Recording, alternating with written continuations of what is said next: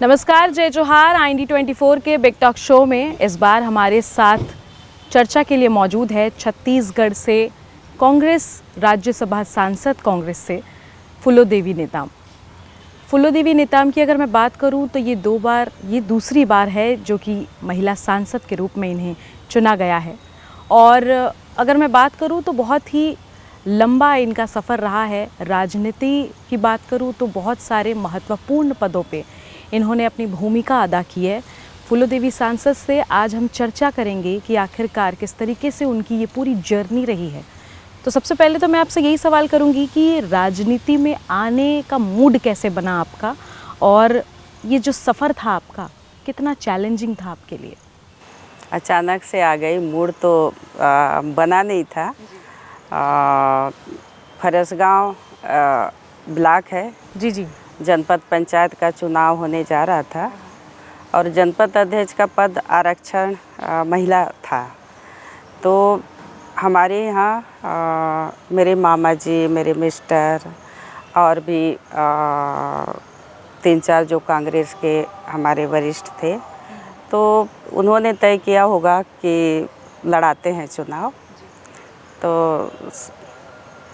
ये सबसे पहले तो मैं चुनाव लड़ाने के लिए मेरे को बोला गया, तो मैं तैयार हो गई, फार्म भरी, फिर जनपद सदस्य के चुनाव लड़ी।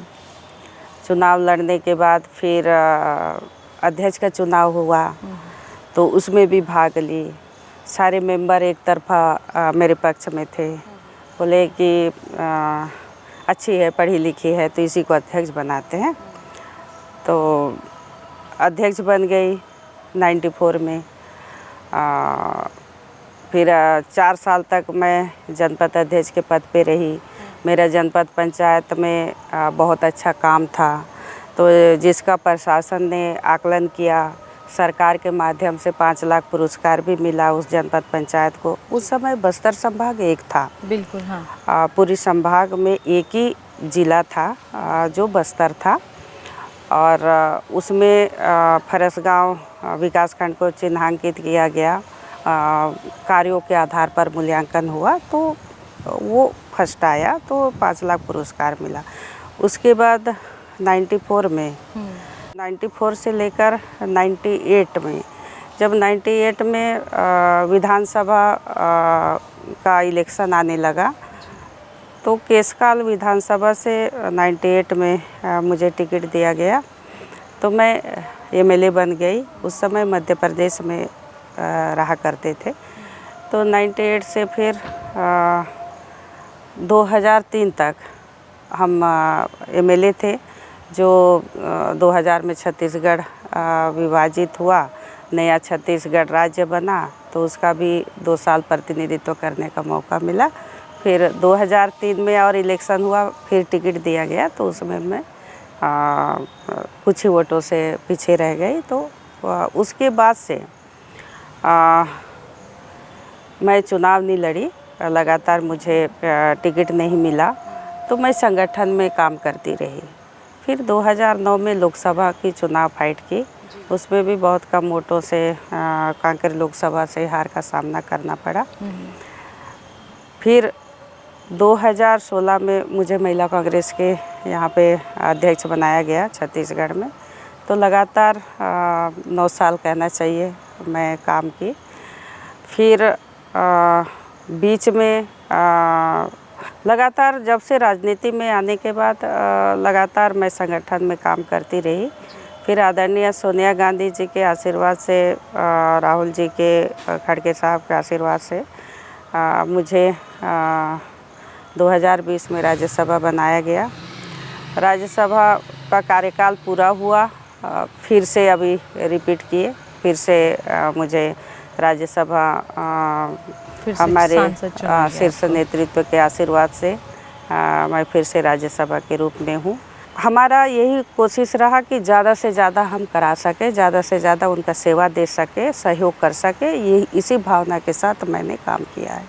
फूलोदेवी जी, हम आगे ये इंटरव्यू जारी रखेंगे। बहुत सारे सवाल हैं मेरे मन में, क्योंकि हर एक व्यक्ति का एक आइडल होता है, किसी से उसे प्रेरणा मिलती है।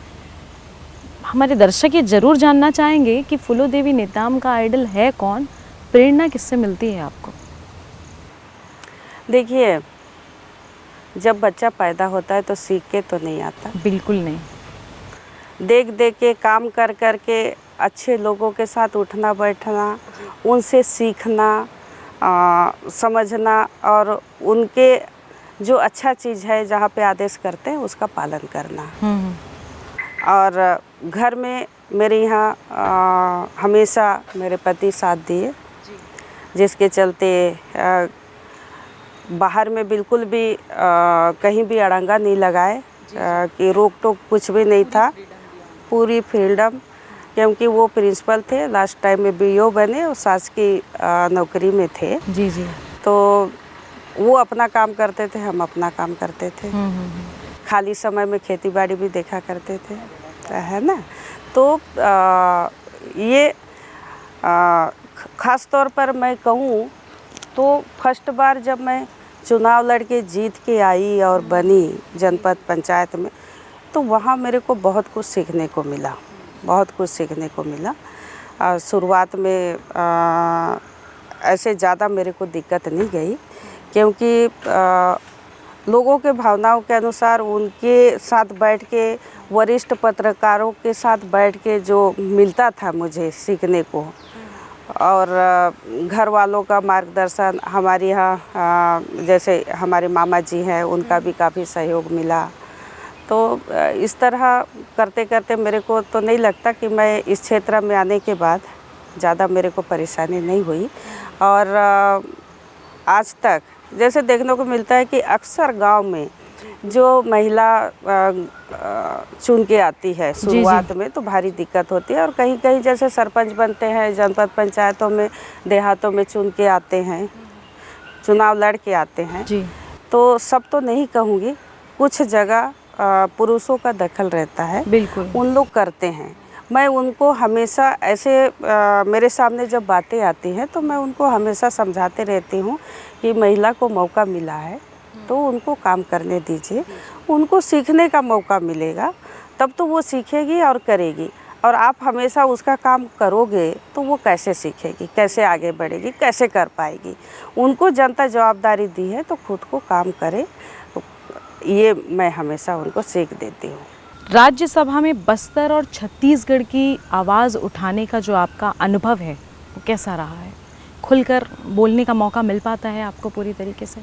बिल्कुल, मेरी पार्टी शीर्ष नेतृत्व तय करते हैं कि कौन बोलेगा, किस में भाग लेना है, तो हमारा नाम जाता है। और निश्चित तौर पर हमें बहुत सारे बोलने का मौका मिला, बहुत सारे मुद्दे को, छत्तीसगढ़ के विकास के लिए, छत्तीसगढ़ का जो कोटा है, छत्तीसगढ़ का बजट है, छत्तीसगढ़ की रक्षा के लिए, छत्तीसगढ़ की प्रगति के लिए मेरे को जो सवालें मिले हैं, जो सदन में रखने का मौका मिला, मैं निश्चित तौर पर बुलंदी के साथ रखी हूँ और आगे भी रखते रहूँगी। चाहे वो बेरोजगार नवयुवक साथी के लिए हो, महिलाओं के लिए हो, किसानों के लिए हो, मजदूरों के लिए हो, जो छत्तीसगढ़ से बाहर के भी जो हमारे देश हित की मुद्दे हैं, ऐसे मुद्दे को हमने रखा है।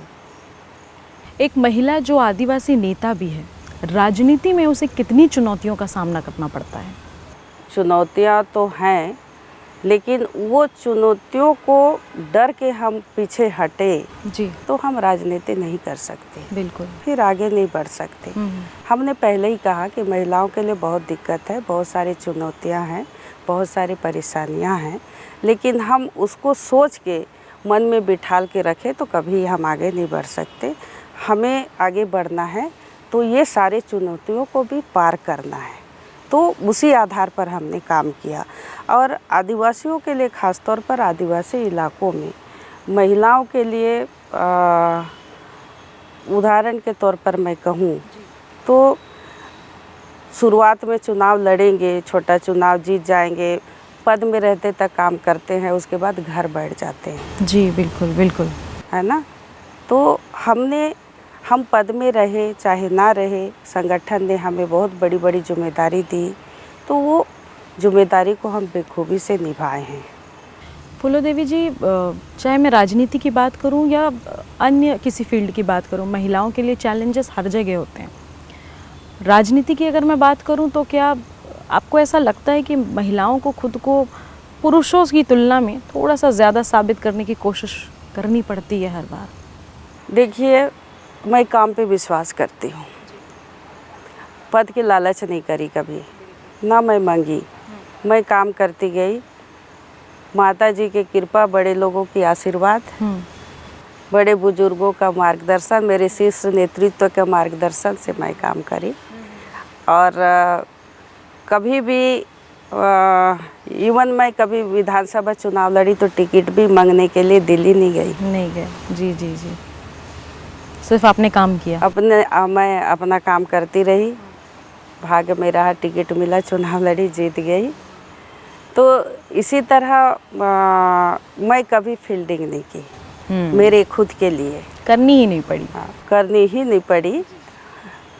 और वो हमारा कांग्रेस के बड़े लीडर सोनिया गांधी खड़गे साहब का और राहुल जी, प्रियंका जी का हमेशा मेरे ऊपर आशीर्वाद है और मुझे पूर्ण विश्वास है आगे भी आशीर्वाद रहेगा। मैं उनके मार्गदर्शन पे चलती हूँ। अच्छा, मैं थोड़ा सा पीछे लेकर जाना चाहती हूँ आपको।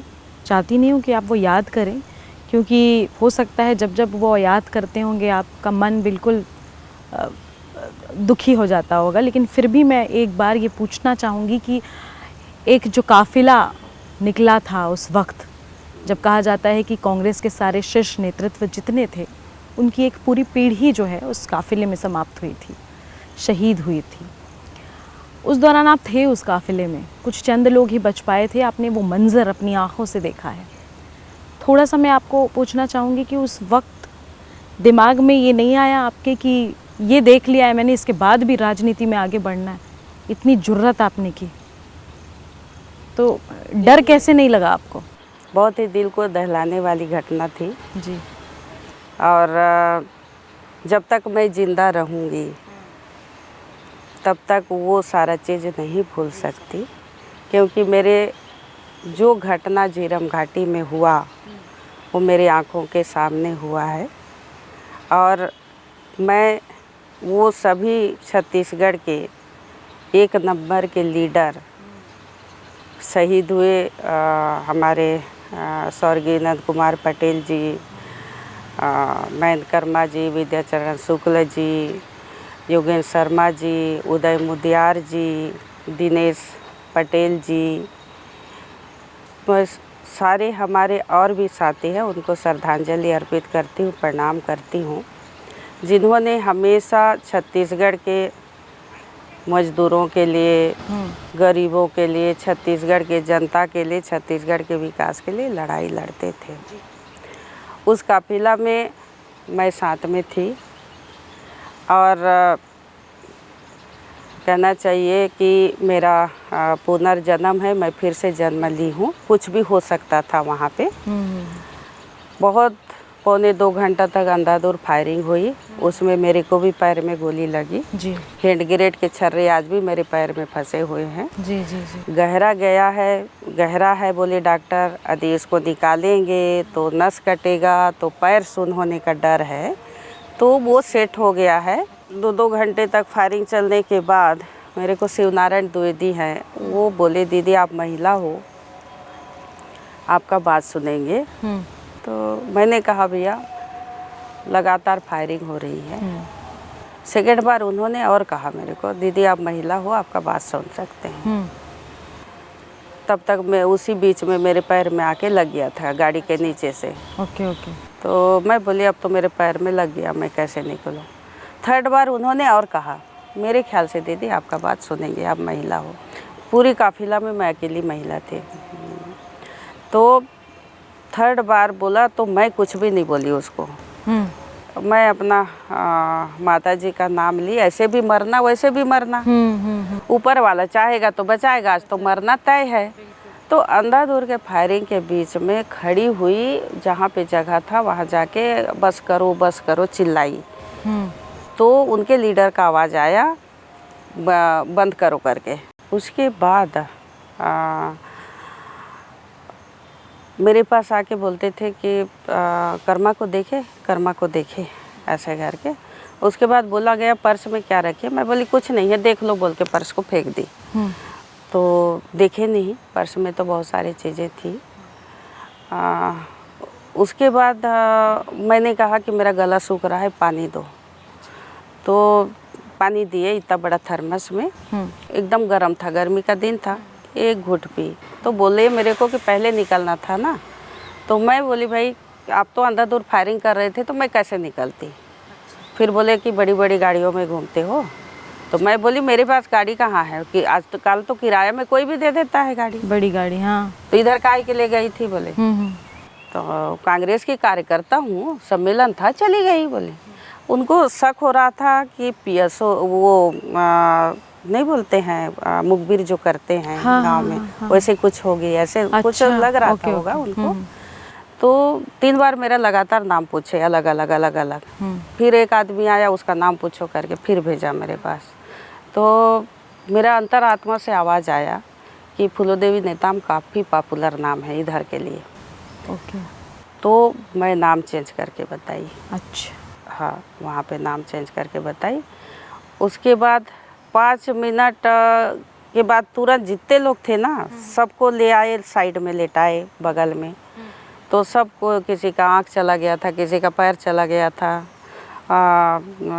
दवाइयाँ मांग रहे थे उन लोग, तो दवाइयाँ भी रख लिए थे। तो 1-2 को दवाई भी दिए, किसी को इंजेक्शन भी दिए, यहाँ तक कि उसके बाद नंद कुमार पटेल को पूछ रहे थे इसमें से नंद कुमार पटेल कौन है। मैं बोली वो तो कब के चले गए, मेरे को पता ही नहीं था ना। अच्छा। उनको तो दूसरे टीम लेके गई थी, हम लोग को दूसरा टीम। कर्मा जी का मेरे आंखों के सामने हुआ सब कुछ, है ना। फिर इसमें महेंद्र कर्मा के परिवार के हैं क्या, उसका बेटा है क्या। मैं बोली नहीं है, यहाँ कोई नहीं है, सब कांग्रेस के कार्यकर्ता हैं। पुलिस वाले कितने हैं पूछे, तो पुलिस वाले कोई नहीं है, यहाँ कांग्रेस के कार्यकर्ता हैं सब बोली। पुलिस वाले 6-7 पीएसओ थे। उनके थोड़े दूर जाने के बाद बोली तुम लोग कम से कम ऊपर का यूनिफॉर्म फेंक दो बोली, निकाल के बनियाइन में रहो चाहे ऐसे रहो, लेकिन फेंक दो बोली, क्योंकि मैं झूठ बोल दी थी ना वहाँ पे। तो वो आज भी पीएसओ लोग यदि मेरे को देखते हैं ना तो रो डालते हैं कि हम इनके कारण बचे हैं। ठीक। मतलब मैं तो यही सोच के खड़ी हो गई थी ना अंधाधुंध फायरिंग के बीच में। आज तो ऊपर वाला चाहेगा तो बचाएगा, नहीं तो मरना तो तय है। हाँ, आपने बोला ही दूसरी जिंदगी है, दूसरी जिंदगी, क्योंकि शाम होने जा रहा था और उन लोग सब एक तरफा हो गया था। इधर का जितना गोली बारूद था वो खत्म हो गया था। जी। और एक ही तरफ से फायरिंग हो रही थी और हैंड ग्रेनेड उतना ही फेंक रहे थे, ढाई गोलियां बरस रहे थे। और इससे तो लग ही रहा था ना। अब कर्मा जी को होने के बाद इतना जो पूछ रहे थे और मैं भी बिल्कुल घबराहट नहीं हुआ मेरे मन में। मैं तो बहुत ठाए जवाब दी, क्योंकि मेरे मन में मरना ही या जीना। कर्मा जी को आपने सोच ही लिया था कि कर्मा जी के साथ कर लिए तो मेरे साथ भी कर सकते हैं। तो फिर क्यों ना डर के मरो तो फिर हौसले के साथ मरो ना। हाँ। उस दौरान फिर आप लोग स्वयं वहाँ से निकले या टीम आई थी? के बाद ना कोई टीम नहीं पहुंचा। अच्छा। उसके बाद 2 प्रेस वाले तुरंत आए। अच्छा। फिर मेरे को बोले हम प्रेस वाले हैं, चल पाओगे? तो बाकी लोग और भी थे, तो मैं उनको छोड़ के तो नहीं जा सकती। बिल्कुल। वो नक्सली ही मेरे को बोले अब जा सकते हो करके। फिर तुरंत प्रेस वाले आए, तो फिर वो बोले कि डरिए मत, हम लोग प्रेस वाले हैं। बोले 2 लोग आए, वो मिश्रा जी के साथ एक और लड़का कोई था। तो चल पाओगे दीदी? बोले हाँ मैं चल लूँगी। वो यादव पगड़ी बांधा था, उस पगड़ी को फाड़ के मेरे पैर को बांध दिया, खून निकल रहा था। तो उसके बाद रोड किनारे आए, फिर विद्याचरण शुक्ल, मैं तो बैठ गई। मेरे जो ड्राइवर थे ना, मेरे साथ जो ड्राइवर था बिलासपुर का लड़का, जी। उसको कुल्हे के पास गोली लगी थी, बहुत खून निकल रहा था, बहुत निकल रहा था। उसको मैं दबा के ऐसे दबा के रखी थी। बोले दीदी इसको दबा के रखो, हम थोड़ा इधर जाके बाकी लोग को पानी वानी पिलाते हैं बोल के हमारे साथी लोग सब होने के बाद फिर विद्याचरण शुक्ल जी को भी उठाए और उनको पानी बोल रहे थे, पानी पिलाए। और कई लोगों को पानी पिलाए, कई लोग तो वहीं शहीद हो गए थे। क्रॉस फायरिंग में गोलियां लगी उदय मुद्यार जी को, इनको उगेन शर्मा जी को, अभिषेक शुक्ला जी को, बहुत सारे जो कार्यकर्ता है ना, इनको क्रॉस फायरिंग में गोलियां लग गई थी वहीं पे। फिर उसके बाद हम लोग धीरे धीरे हाय हुई करके ना वहाँ से निकल के जैसे तैसे पैदल आए। आधे रास्ते में एक कमांडर मिला और सारे लोग, विक्रम मंडावी भी तो था। हाँ, एक हाथ विक्रम मंडावी पकड़ा है मेरा, एक हाथ को उनके पीएसओ कर्मा जी के पीएसओ, उनका आँख पूरा चला गया था, एक वो हाथ को पकड़ा है। विक्रम मंडावी को पूरा पसीना पसीना एकदम डर गया था। तो मैं बोली एक महिला होके मैं इतना हिम्मत दे रही हूँ, जो होना था वो हो गया, अब चलो डरो मत। हाँ। ऐसे करके फिर हम साथ साथ एक दूसरे का हाथ वाथ पकड़ के धीरे धीरे निकल के पैदल चल के आ रहे थे। तो आधे रास्ता में एक कमांडर मिला जो फोर्स को छोड़ने गई थी। तो उस कमांडर में बैठ के हम लोग दरभा तक आए, दरभा के थाने में बिठा ले, वहाँ पानी वानी पिलाए मेरे को। और ये मलकी सिंह गेंदू जी भी थे। और वो कमांडर वाला ड्राइवर जगदलपुर आने के लिए तैयार नहीं था। मलकीत सिंह उसको गाली गलौज किया, धमकाया, चाबी को छीना और मलकीत सिंह जी घायल स्थिति में वो कमांडर को चलाते हम लोग को बिठाल के ले आया वो रायपुर जगदलपुर के हॉस्पिटल तक।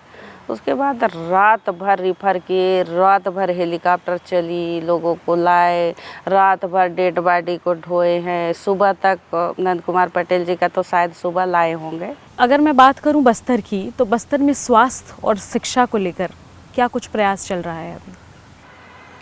देखिए, कांग्रेस ने बहुत सारी योजनाएं बनाई, खास तौर पर शिक्षा और स्वास्थ्य के लिए। छोटे बच्चों को भोजन की व्यवस्था की, गांव-गांव में स्कूल बनाने का काम किया, आंगनबाड़ी के माध्यम से छोटे बच्चों को हम शिक्षित करें। इस तरह से बहुत सारे योजनाएं चलाई और कुछ करना है, क्योंकि अब लोग शिक्षित हो रहे हैं, पहले की अपेक्षा काफ़ी सुधार कुल आया। मिला के आदिवासी जो युवा हैं वो मुख्य धारा से जुड़ सके, रोजगार मिल सके। बिल्कुल बिल्कुल। अब बेरोजगारी अधिक है, बहुत। हाँ, बेरोजगार कहीं ना कहीं जो माओवादी का जो टीम था वहाँ जाने का भी कहीं ना कहीं बेरोजगारी भी दर्शाता है। और ये अच्छी बात है कि अब समाप्ति की ओर है। तो मैं तो यही कहूँगी कि मैं तो पार्लियामेंट में भी उठाई थी। जी जी। जो माओवादी वापस आए हैं, मुख्य धारा पे जुड़ने का कोशिश किए हैं, तो उनको जो पढ़े लिखे हैं उनको नौकरी दें, बेरोजगार है उनको रोज़गार देने का कोशिश करना चाहिए।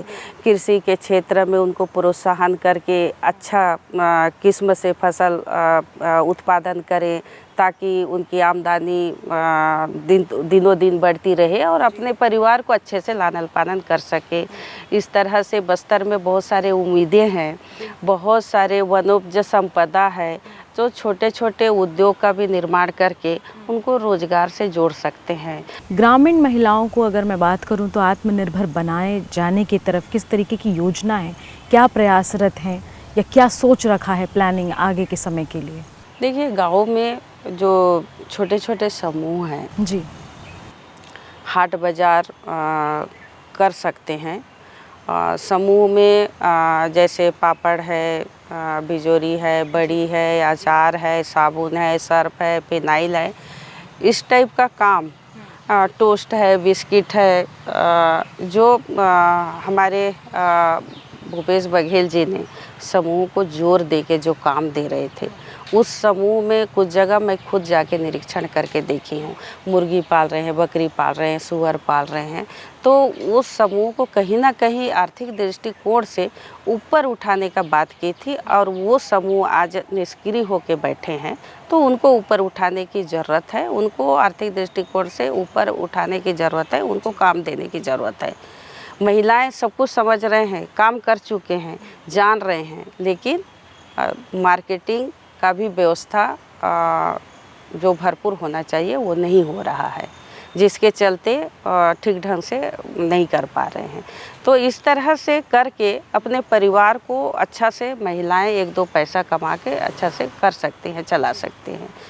छत्तीसगढ़ में जो नक्सल प्रभावित इलाके हैं वहाँ पर अगर हम बात करें विकास और शांति की, क्या रास्ता है उसके लिए? बस्तर एक बहुत सुंदर बस्तर और बहुत शांति बस्तर था। वहाँ किसी का डर नहीं था, भय नहीं था। वहाँ तो आदिवासियों को बहुत कम लोग थे जो एकदम इंटीरियर की बात करो, बिल्कुल बिल्कुल, तो छत की भी ज़रूरत नहीं होती थी। वो तो झाड़ के नीचे भी सोया करते थे, खाया करते थे, सब करते थे। और वो आप ही आप में बहुत खुश थे, बहुत खुश, बहुत शांति, संतुष्ट रहते बहुत थे। संतुष्ट। आदिवासी संतुष्ट जीव है ऐसे भी। वो कल में नहीं रहते। पर कोई प्रलोभन भी देगा तो फिर नहीं आते। वो अपना कमाते हैं, अपना खाते हैं, खुद के मेहनत पे विश्वास करते हैं, किसी के पास जाके हाथ फैलाने वाले नहीं हैं। उनके पास 1 गज ज़मीन है, उतई में संतुष्ट रहेंगे, उसी में फसल उगाएंगे, बढ़िया खाएंगे पिएंगे। और मैं बता दूं, जो पहाड़ी और जंगल इलाके में जो आदिवासी हैं, कितना अकाल भी पड़े ना, भूखे मरने वाला नहीं है। बिल्कुल, भूख से मरने वाला नहीं है। इसलिए नहीं है कि वो मेहनत करने जानता है, वो खाना खाने जानता है, वो खाना बनाने जानता है। फूलो देवी जी, अपने लंबे राजनीतिक अनुभव की अगर मैं बात करूं, लंबा समय आपको हो चुका है, अब तक के अपने राजनीतिक समय की सबसे बड़ी उपलब्धि फूलो देवी नेताम क्या मानती हैं? मेरा कोई उपलब्धि नहीं है। मेरा जो उपलब्धि है, मेरे क्षेत्र की जनता, मेरे घर परिवार, लोग हैं जो जिनके कारण मैं आज यहाँ पे खड़ी हूँ और काम कर रही हूँ, सेवा करने का मौका मिल रहा है। मैं तो दिल से यही चाहती हूँ कि मेरे को कुछ नहीं चाहिए। भगवान से भी मैं यही प्रार्थना करती हूँ, मेरे को कुछ नहीं चाहिए, बस मेरे लोग खुश रहे, मेरे परिवार खुश रहे, शांति से रहे और मैं ज़्यादा से ज़्यादा गरीब और दुखी लोगों की सेवा कर सकूँ। यही मेरे को मौका मिले, बस यही मैं अपना उपलब्धि मानती हूँ। महिला आरक्षण का मैं ज़रा जिक्र करना चाहूँगी। बीजेपी कह रही है हम महिला आरक्षण लेकर आए हैं। इसको लेकर के सदन में काफ़ी हंगामा देखने को मिला। लगातार बीजेपी जो है कांग्रेस के विरोध में उसका साथ जो है नहीं देती नज़र आई। कुल मिलाकर वो एक तरीके से आप लोगों पर ही सारा इल्ज़ाम लगा रहे हैं कि जब तक आप लोग थे तब तक के आरक्षण जो है वो आ ही नहीं पाया महिलाओं के लिए। क्या कहेंगी इसमें? देखिए, इसमें तो मैं यही कहूँगी, मीडिया ज़रूरत से ज़्यादा उछाली और बीजेपी के ये कांग्रेस को, विपक्ष को बदनाम करने का साजिश। दूसरी बात, महिला आरक्षण बिल 2023 में सर्वसम्मति से पारित हुआ और वो जो विपक्ष, पूरे विपक्ष कोई भी विरोध नहीं किया। 100% सर्वसम्मति से पारित हुआ। एक भी सांसद सदस्य विरोध नहीं किया। सारा का सारा डिबेट में भाग लिए, सारे समर्थन किए और तालियों के गड़गड़ाहट के साथ महिला आरक्षण भी पारित हुआ। राष्ट्रपति महोदय के पास गया और राष्ट्रपति महोदय का साइन भी हो चुका, वो कानून बन चुका। उसको रोक के क्यों रखे हैं? आज से करें ना, अभी से करें, कौन रोका है? गुमराह करने के लिए तो बीजेपी वाले भारतीय जनता पार्टी की सरकार से सीखे। परिसीमन को सामने रख के परिसीमन का बिल को रखोगे और महिला आरक्षण के नाम से, महिलाओं के नाम से बदनाम करने का काम करोगे तो ये विपक्ष नहीं बर्दाश्त करेगा। इसमें जम से विपक्ष एकजुट होकर लड़ाई लड़ी और विपक्ष की बहुत बड़ी जीत हुई, जो इस तरह के साजिश रचने में भारतीय जनता पार्टी को विफल की। आने वाले समय में मैं ये जानना चाहती हूँ कि फूलो देवी नेताम जो है वो छत्तीसगढ़ के और कौन से मुद्दे जो हैं वो हमें उठाती नज़र आएंगे? देखिए, छत्तीसगढ़ में ख़ास तौर पर जो अभी की स्थिति है, साई जी की सरकार में जिस तरह से जंगल कट रहे हैं, आने वाले समय में बहुत ज़्यादा परेशानी होगी, बहुत ज़्यादा। बस्तर में हम पंखा भी नहीं चलाया करते थे, अब तो एसी कूलर के बगैर नहीं रह सकते हैं। बस्तर और सरगुजा की स्थिति बहुत ही भयानक है, बहुत चिंताजनक है। आने वाली पीढ़ी के लिए बहुत दिक्कत आने वाला है। हमारे बच्चे कहाँ जाएंगे, कहाँ पान दातून लकड़ी कहाँ से लाएंगे और हमें ऑक्सीजन कहाँ से मिलेगा? आप 43 बना रहे हो, 46 बना रहे हो और पूरा रोड चौड़ा होना चाहिए। मैं इस पे विरोध नहीं करूँगी, होना चाहिए। लेकिन आप बहुत बड़े बड़े झाड़ काटे, उसके बदले में तो झाड़ लगाओ, उसके बदले में तो झाड़ लगाओ। अब माइंस है बस्तर में, तो पूरे धड़ाले से लाखों करोड़ों आप झाड़ काट रहे हो। अब उस जंगल को हमारे पूर्वजों ने सजो के रखा है, उस धरोहर को हमें बचाना है और इसकी लड़ाई तो हम लड़ेंगे, यहाँ के झाड़ काटने नहीं देंगे। एक अंतिम सवाल मैं आपसे लूँगी कि ऐसी जो बेटियां हैं जो राजनीति में आना चाहती हैं, उनके लिए फूलो देवी नेताम जो है काफ़ी इंस्पायरिंग है, और फूलो देवी नेताम उन बेटियों को क्या संदेश देंगी कि राजनीति में आने से वो डरे नहीं, बचे नहीं, आएँ और अपना एक्सपीरियंस जो है वो इसमें शेयर करें? क्योंकि आज के जो युवा हैं वो बोलते ज़रूर हैं कई सारे लोग कि राजनीति ऐसी है वैसी है, ज़रूरी है कि पढ़े लिखे लोग राजनीति में आएँ ताकि उसे एक और अलग आयाम दिया जा सके। उसके लिए आप क्या संदेश देंगे? जो डरा वो काम नहीं कर सकता। बिल्कुल। और महिलाओं के लिए ऊपर तो ख़ास तौर पर बहुत सारे लांछने लगते हैं, बहुत आसानी से, और वो पीछे पड़ जाते हैं। जो एक्टिव होकर काम करेगा क्षेत्र में, तो ये ऐसे है वैसे है, दुनिया भर का लांछन लगाएंगे। वो सारी चीज़ों को हम सोचेंगे ना, तो बिल्कुल भी हम आगे बढ़ नहीं सकते, काम नहीं कर सकते। इसलिए मैं कहना चाहूँगी कि आने वाली बच्चियों को कि हम खुद चाहते हैं कि महिला बच्चे लीडरशिप को हम कैसे डेवलप कर सकते हैं, इस पे मैं ख़ास तौर पर ज़्यादा जोर देती हूँ। और मेरे पास जो आते हैं, बैठते हैं, पूछते हैं, मैं उनको हमेशा प्रोत्साहित करती हूँ, उनको प्रेरित करती हूँ। नहीं बेटा ऐसे नहीं करना है, ऐसे करना है। तो आपको जब मौका मिला है तो आप काम करिए। बिल्कुल, आप काम करते जाओ, सब ऊपर वाला देखता है, सब सही कर देता है। ऐसे करके जो महिला कांग्रेस की टीम है, सबको मैं नेता बना दी। एक उदाहरण के लिए ही खड़ी है जी। मैं नहीं सोची कि ये मेरे से आगे बढ़ेगी, मैं चाहती हूँ मेरे से आगे बढ़े, वो अच्छा काम करे।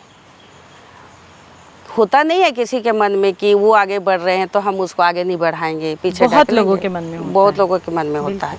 तो ऐसा मेरा सोच नहीं है कि हाँ, ये मेरा ऐसे बिल्कुल भी सोच नहीं है कि वो आगे बढ़े, अच्छा से काम करे और उसको कैसे और लीडरशिप करे, आगे बढ़े। ये मेरा हमेशा उनके लिए मार्गदर्शन रहता है। तो ये थी हमारे साथ फूलो देवी नेताम, छत्तीसगढ़ से कांग्रेस से राज्यसभा सांसद। फूलो देवी नेताम ने महिलाओं पर जोर दिया है, शुरू से देती आ रही हैं। महिलाओं का, बेटियों का, ख़ास तौर पर कि छत्तीसगढ़ की बेटियों का शिक्षित होना बहुत ज़रूरी है। शिक्षित होना इसलिए ज़रूरी है कि जब आप शिक्षित होंगे तब आप बाकी चीज़ों को बखूबी समझ पाएंगे। छत्तीसगढ़ की अगर मैं बात करूँ तो जब पढ़े लिखे युवा राजनीति में आएंगे तो उनका जो आयाम है वो अलग ही डायरेक्शन में जाता नज़र आएगा। इसलिए बहुत ज़रूरी है युवाओं का पढ़ना, उनका शिक्षित होना। बात मैं बस्तर की करूँ तो बहुत सारी प्लानिंग इनके पास है। आने वाले समय में ये प्लानिंग हमें देखने को मिलेगी। और अगर मैं बात करूँ क्योंकि राज्यसभा सांसद हैं तो सदन में लगातार छत्तीसगढ़ के मुद्दों को उन्होंने पूरी मुखरता से उठाया है, आगे भी उठाती रहेंगी। तो बहुत बहुत धन्यवाद हमारे शो में समय देने के लिए। आपको भी बहुत धन्यवाद।